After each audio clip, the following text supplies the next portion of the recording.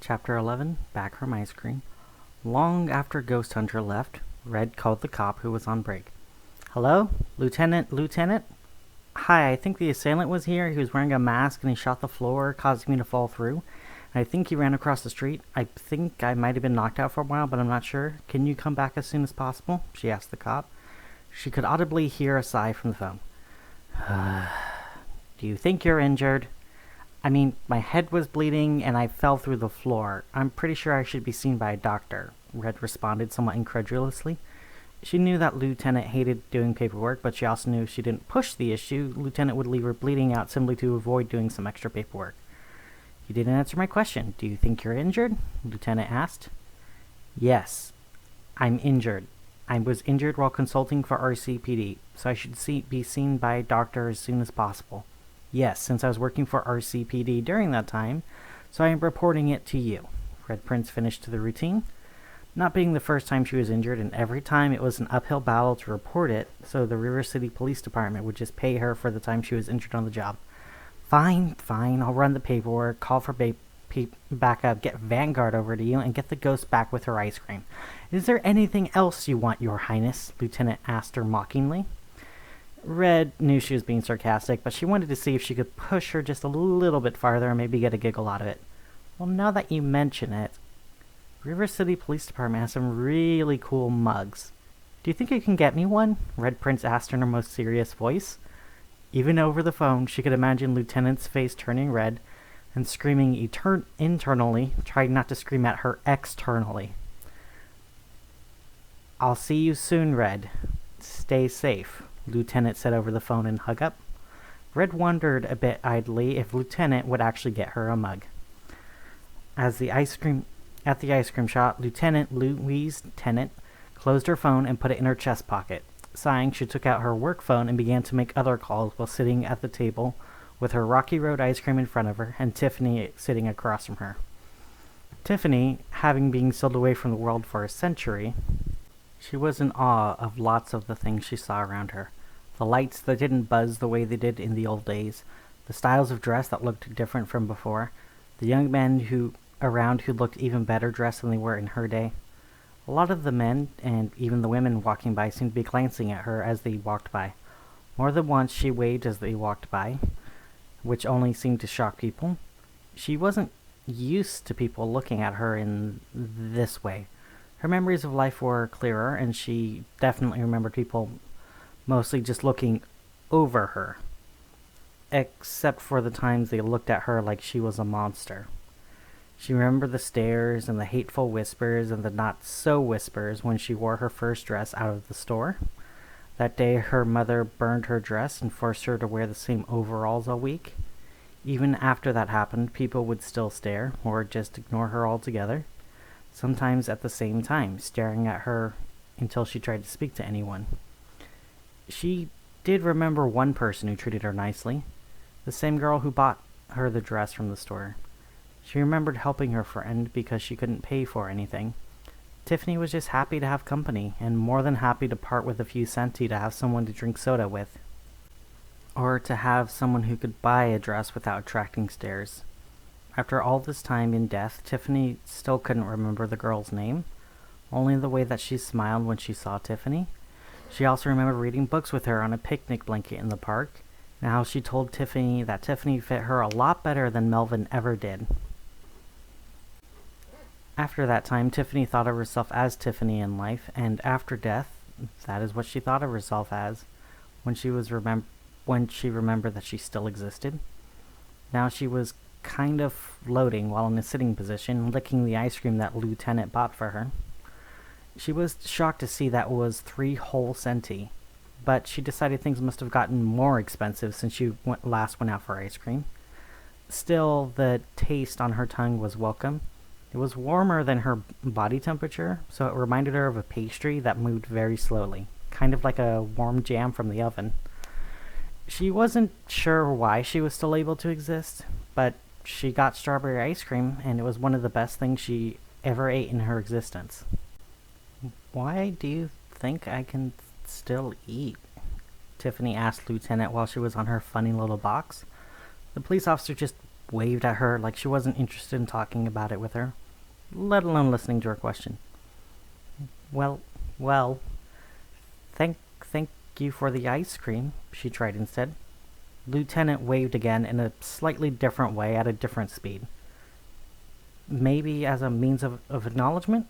So, deciding to try something different, she waited until Lieutenant put away her funny little box. Licking her ice cream and tasting the strawberry cream, she waited until Lieutenant was done. When he finally put away her box, Tiffany was done with her ice cream, and she was sitting there quietly, not even making a whisper. Lieutenant sighed and leaned back, rubbing her eyes beneath her glasses. Is everything okay? She asked Lou. She jerked forward, eyes snapping forward and letting out a small yelp. Hey! Don't surprise people like that. Why are you so quiet? Well, I didn't mean to surprise you. I was quiet because you seemed busy on your little box. Ghosts can be quieter because we don't need to breathe. We don't have a heartbeat. And even though we have those little twitches, it doesn't necessarily affect the physical world. So it doesn't make any noises, Tiffany explained. Do you understand the concept of a rhetorical question? Lou asked Tiffany. Isn't that where people ask questions they don't want an answer for? Yes. Was that a rhetorical question? Also yes. I'm sorry. It's fine. Just more paperwork for me. Let's get you to your home. Red Prince thinks she found the killer. That's great news, Tiffany said, standing up. She floated along while Lieutenant walked to the car, carrying her mostly melted ice cream, trying to slurp it and open the car at the same time. After failing a few times to open the door with one hand, Tiffany reached through the door instead and pulled on the lever to open the door. There you go, Lieutenant, she said with a small smile. The officer looked at her key and then at the ghost before shrugging and nodding. Thank you, Tiffany. Now get in the seat, Lou said as Tiffany floated through the car before taking a seat in the passenger side. As Lieutenant began to drive them to the house, her siren and lights on, she decided she had to know. How do you float through objects one moment and then you're solid the next moment? Lieutenant asked, genuinely curious. Tiffany turned to her, and after a moment of not being sure, she asked her own question in turn.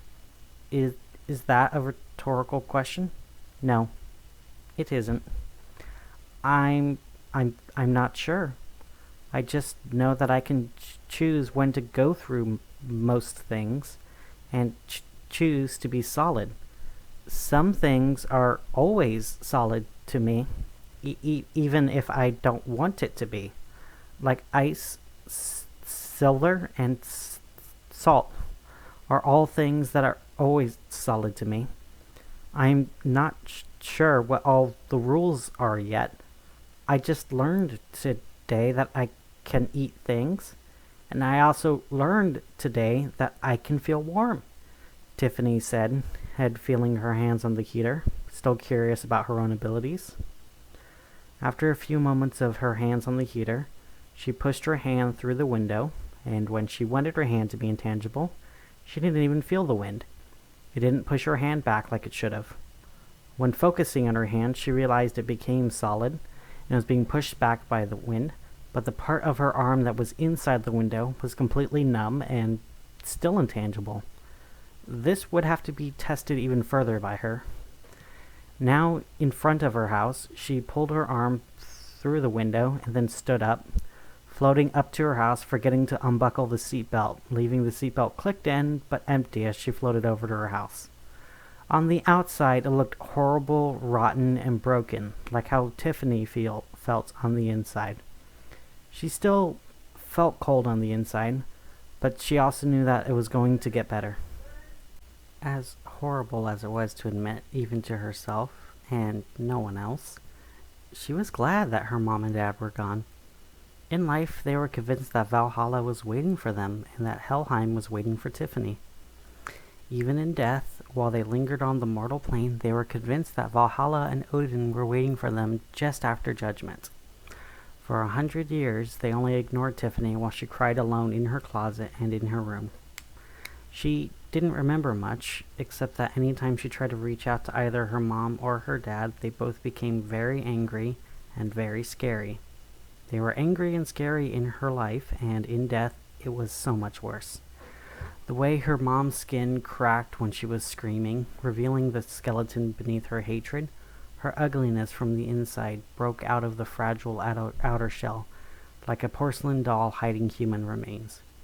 Her dad would raise his axe and swing it at her, keeping her from getting close.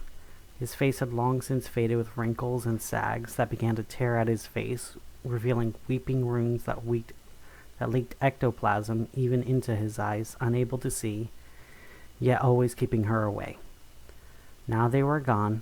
Her existence was her own, but what was she going to do? She had a killer after her, and even if he was stopped, then she would be alone in her house again. Well, now she could cry outside her room now, so that was something new, if nothing else.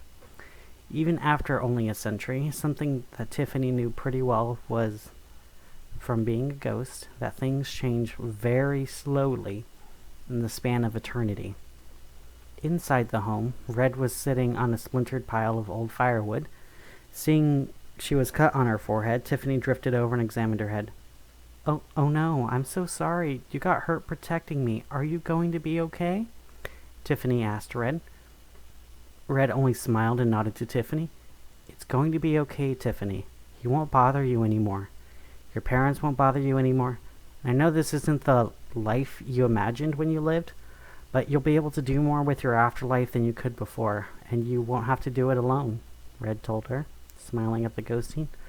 I'm not sure what role a ghost serves in the world of the living. To teach the living. There's people out there who would love to ask about when you lived, and I still have cases to solve and people to help.